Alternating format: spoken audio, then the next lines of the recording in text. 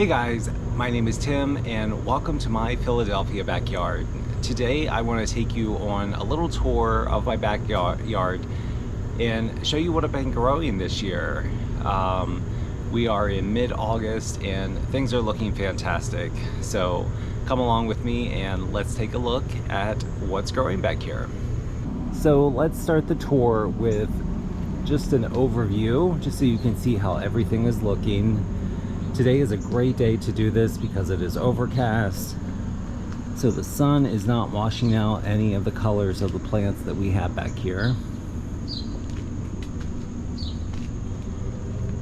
And this, I probably say this every year, but I feel like this is one of the best years I've ever had as far as plants go.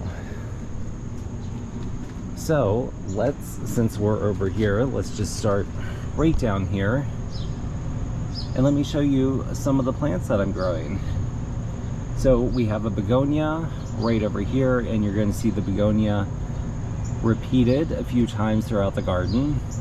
That's a little tip that I have to make your garden look a little more cohesive, is to not plant just a whole bunch of random plants, but to repeat them a few times throughout your garden, just to bring the whole look together. So begonias are one of those repeating plants, along with the caladiums, and there are some oxalis in a few places as well. Let's take a look at this caladium right here. I love caladiums, and this one is huge. This is a new one for me this year. This one is called Florida Moonlight, and you can see it's massive. Right over here, this one is called Creme Brulee, and I think those are the only names of the caladiums that I'm gonna be able to tell you this year. I buy them every year and I kind of lose track of the names, but those two are new, so I am able to tell you what they are. So here's my oxalis, such a beautiful plant.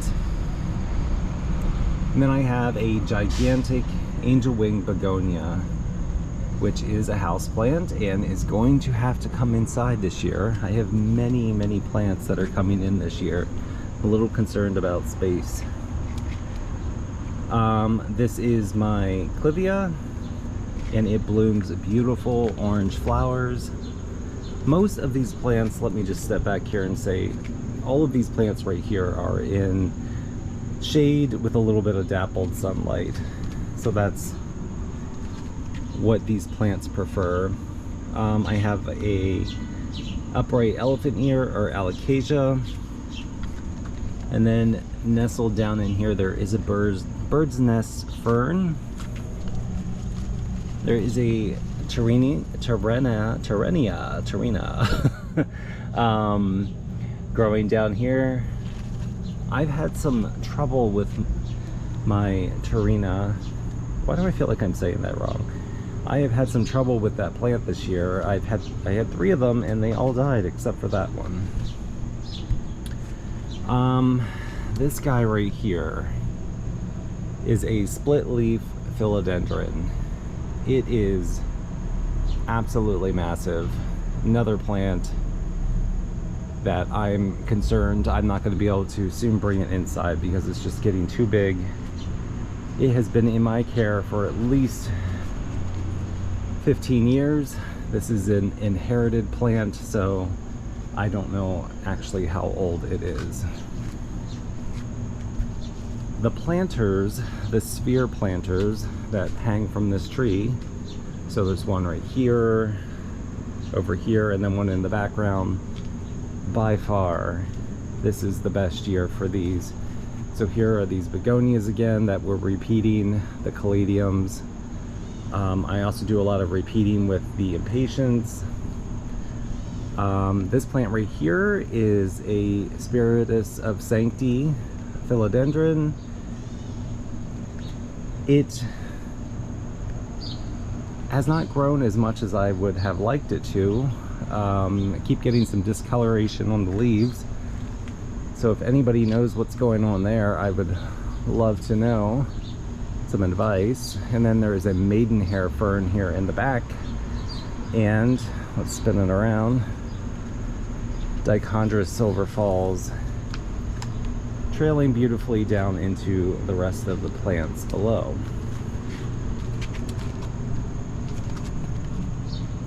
More caladiums.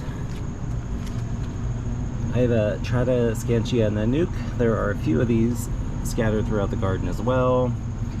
This is a Bronera. This here is one of my favorite caladiums. Again, sadly, I do not know or remember the name. And there are lots of hostas in this section. Right up here, we have a Strabanthe, which is going to come inside for the winter. It is growing so beautifully. It's gigantic. More caladiums.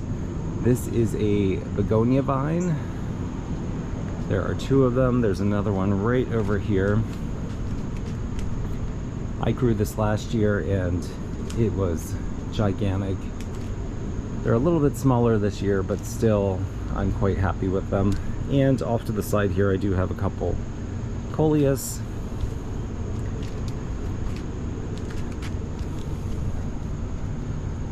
I told myself to remember the name of this guy and now I can't. Maybe I can put it up on the screen. I think it is a cobra plant, possibly silver, because there is some like silver going down through the center there.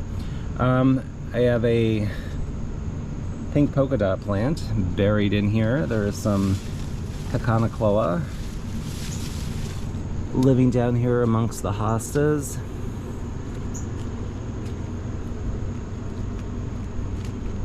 This is a sweet potato vine. This is the Medusa variety. And this is kind of like a mirror of the pot that we have right over here. Again, these caladiums are beautiful. I have been having some problems with like holes forming in my caladiums. If anybody has any idea what's going on there, I would love to know. I would think possibly slugs for the ones that are down here in the ground, but I don't know why we're making all the effort to climb that high up in that pot to eat the leaves when there are so many ground level ones. There is another Tradescantia down here and some more coleus. The brain is already starting to forget all the names of everything. There's a Persian shield.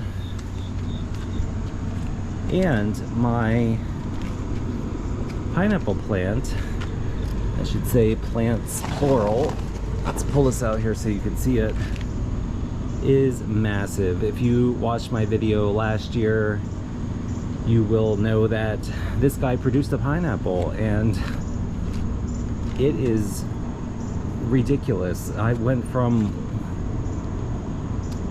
one plant over here to now I guess two, possibly three coming from this one stalk.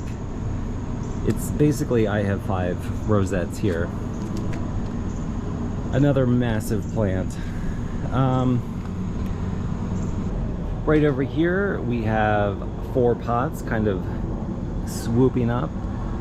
So there are quite a few of the purple hearts in here. There are some petunias, which, by the way, these grew from seeds. They just kind of popped up, and I transplanted them into these pots.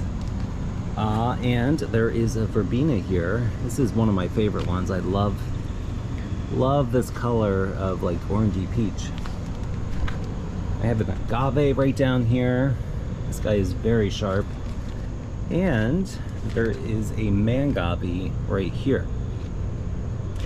It is currently surrounded by a whole bunch of portulacas. They're not quite in bloom. Well, no, they are in bloom. They're just not open because it's a, you know, rainy, overcast day.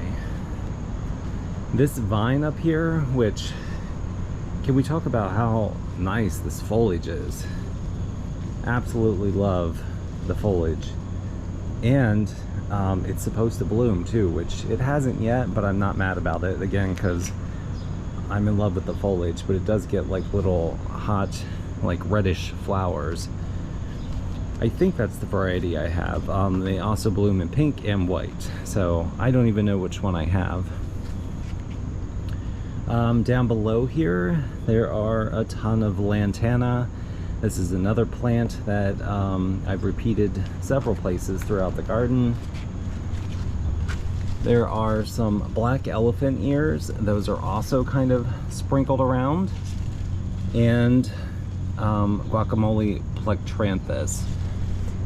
The elephant ears, the upright alocasia, like this is huge. I can't even reach in here, but it's massive and so pretty. Look at the different shades of green here in this leaf. And right next door I have some more of these, and I noticed the other day that it has an inflorescence right here. I'm trying to reach in. It's like kind of far in here, but that's pretty neat as well. So you can see there are a ton of these elephant ears. Since I've already talked about them once, we will point out these other black elephant ears. They're kind of like all over. I bought one last year, and as you can see, they kind of multiplied, which is definitely a good thing. Let me step back out here. I think we got a little off course.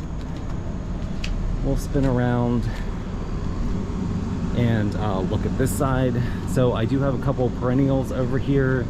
These are echinacea or coneflowers that I grew from seeds, so they're just living in this pot for right now.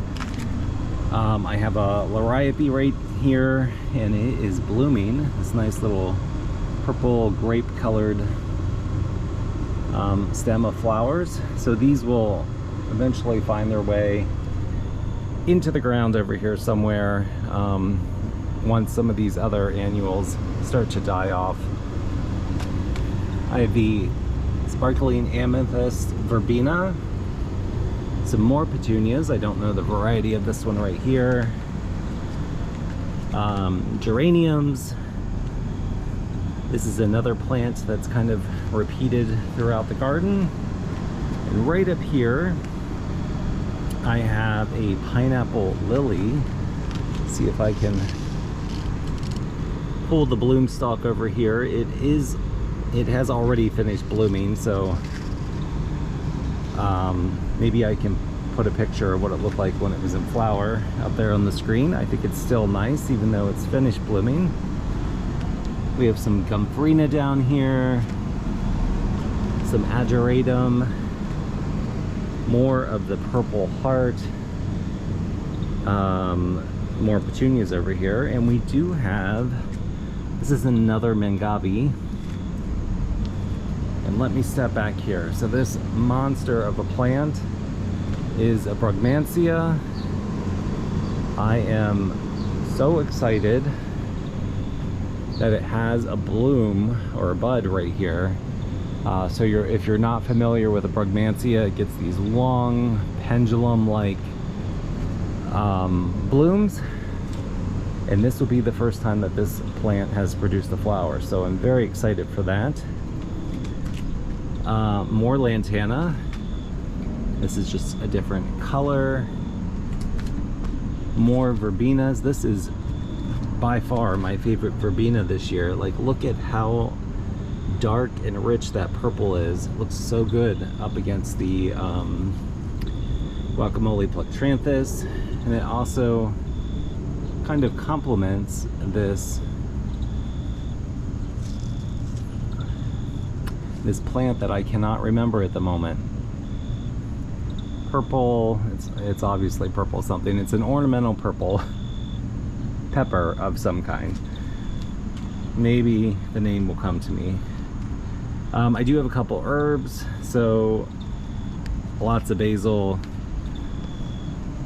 more basil down here. There's some mint. This is ornamental oregano. This is not meant to be eaten. It just has this lovely like cascading look to it. I am a fan. Down here we have another geranium. This guy I grew from seeds. Lemon coral sedum. This guy came back from last year, so I'm very happy about that. Spinning around to the wall. So I have this ledge up here and this wall that circles the garden. So I am able to put some window boxes up here on this ledge, and I always think this area looks so good. So there are some salvia.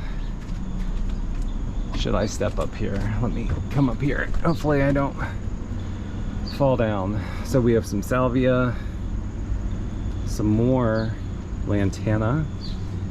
I also have some succulents up here. These are sedums. This is a mizu plant. This is a really nice cascading plant. Also drought tolerant, which is great for the heat that we have been having. I love this plant. I love the variegation in the leaves, and then it also has this really pretty bloom on it. So this is a nasturtium. More of the geraniums. This is bullseye salmon, which is interesting to me because it's not very salmon-y in color, but it's still nice. Let me step back down here. And the same thing is repeated over here. So the two on the left and right are repeats, and then the center one is slightly different. And then you will see this huge swag of hyacinth bean vine. Last year I grew it right over here, and it grew up into the tree, and that did look nice. But it is an aggressive plant, and I kind of wanted to keep it down here where I could monitor it better, and this is working out great.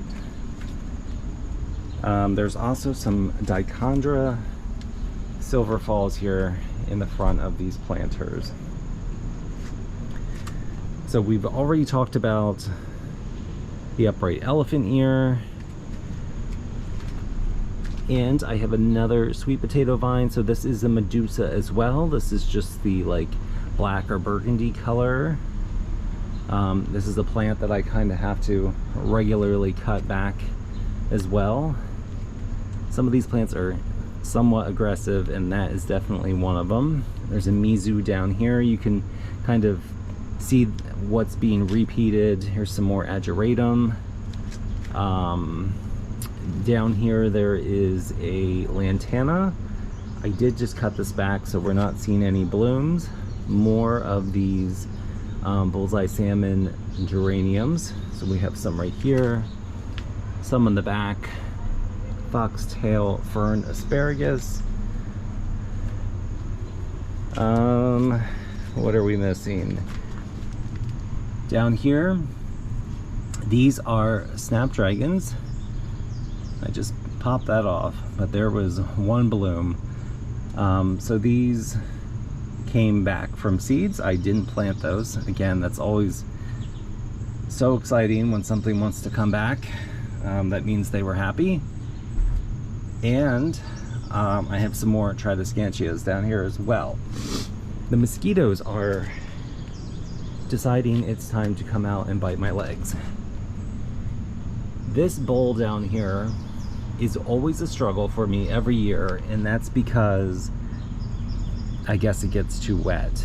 And the thing that struggled the most would be the chicks and hens, and my solution has been to plant in more sedums instead.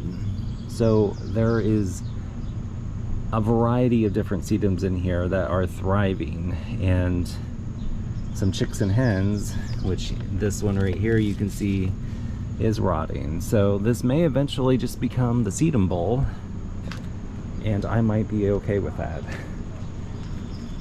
No need to struggle with plants that aren't happy with where they're growing. These two urns right here are new purchases this year, and they have some geraniums, some creeping Jenny, some purple heart, and then there's a different variety of Tradescantia there in the back.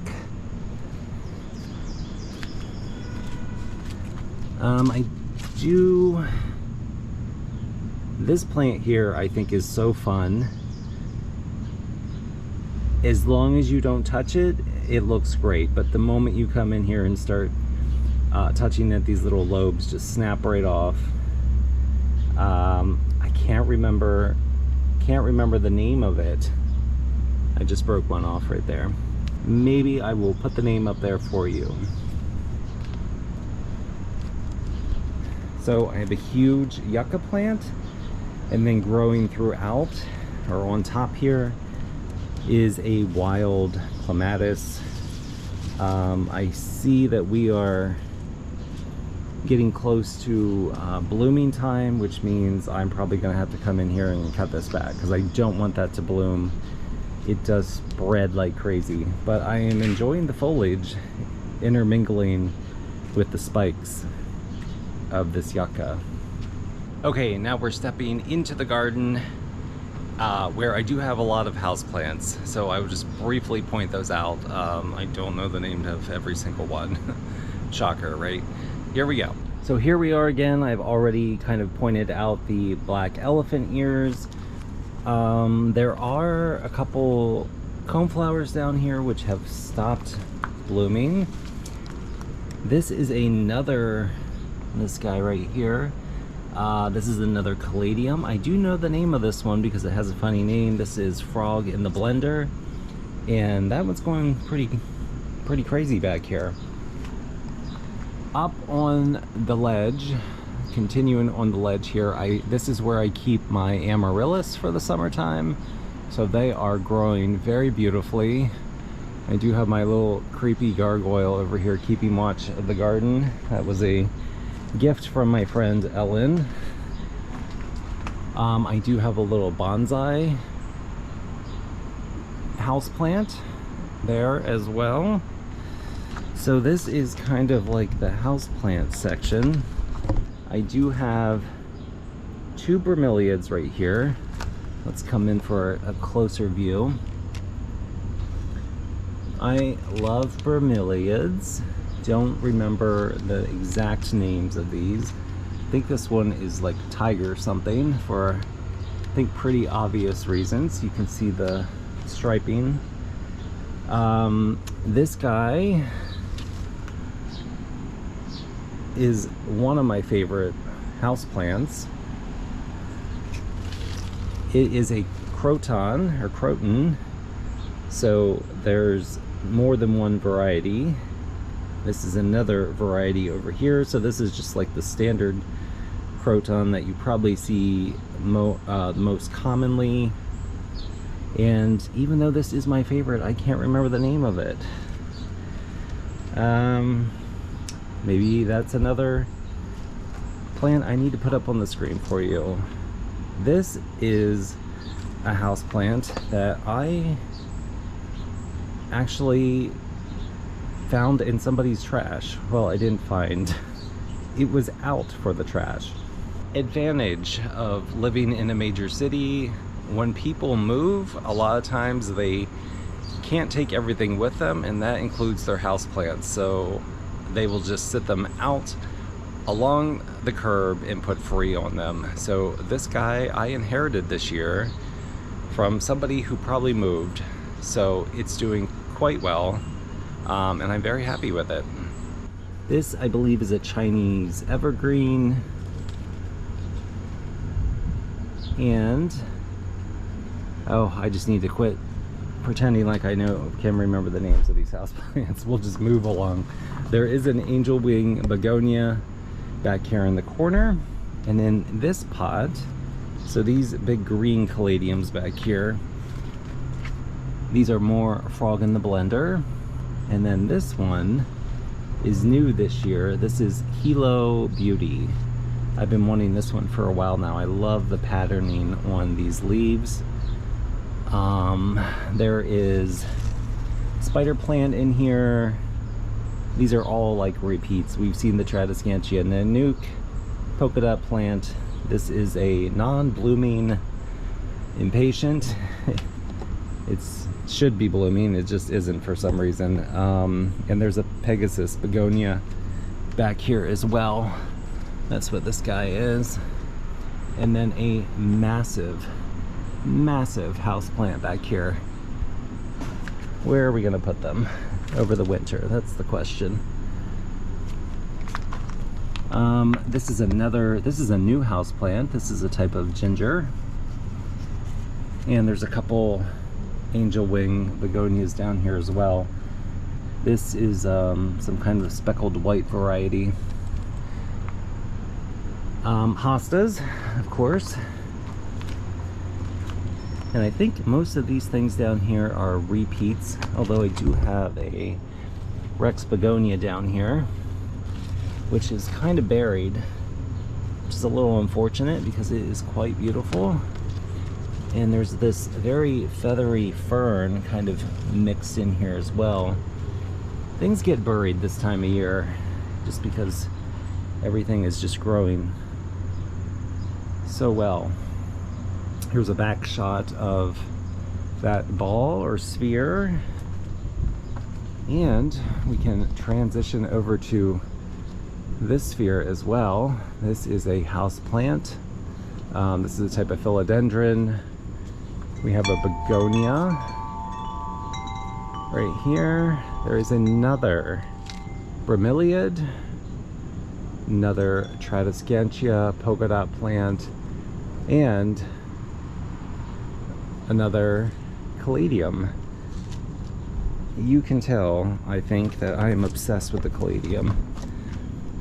Down here at my feet, this little stone walkway has been taken over by plants. I have some creeping jenny that kind of moved in here by themselves. There's a lamb's ear. And I did get this little bird bath for the birds that are frequently back here. Going for a little closer examination of the lamb's ear.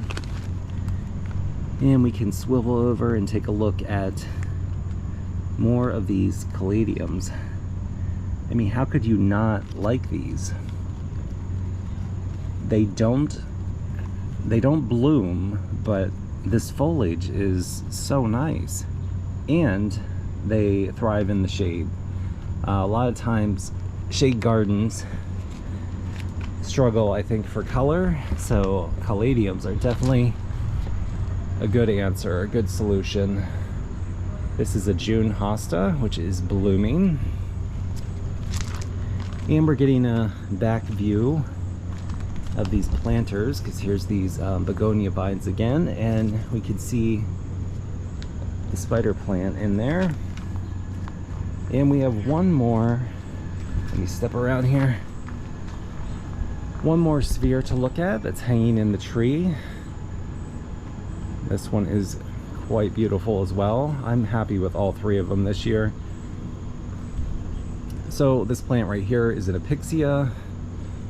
Look at how beautiful the foliage is.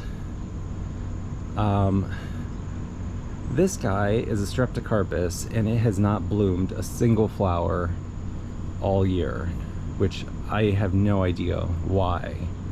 I had one last year in the sphere over there, and it bloomed until I think November. It was just covered in blooms. I don't know why this guy is not cooperating this year. Dichondra Silver Falls hanging down here. Of course, another impatient. More caladiums. Let me spin it around here. I'm trying to get to the star of the show. Which is this Nepenthes right here. So a Nepenthes is a pitcher plant, and you can see one of the pitchers right here. Something interesting. So this is carnivorous plant. Bugs fall in here, and then the plant digests them. The interesting thing is that the pitchers actually form on the tips of the leaves, which I think is pretty interesting. So that was a gift from my mom, and it has been living happily out here in the garden. So I think we kind of covered everything. Let me just back out of here, do a little scan to see if we missed anything. There is an allium down here. So many things are just buried at this point. Another petunia, I think I skipped over that, but that's pretty obvious what's going on there. Let's do a final walk around before we call it a day. Again, possibly the best year for me, but I think I feel that way every year. I just enjoy all my plants every year. Alright guys, that's everything. Thank you for joining me today and coming along and taking a look at my garden. I really appreciate everybody following along and leaving me comments. It really means a lot. So thank you. Please don't forget to click like and subscribe, and I will see you in the next garden video. Have a great day.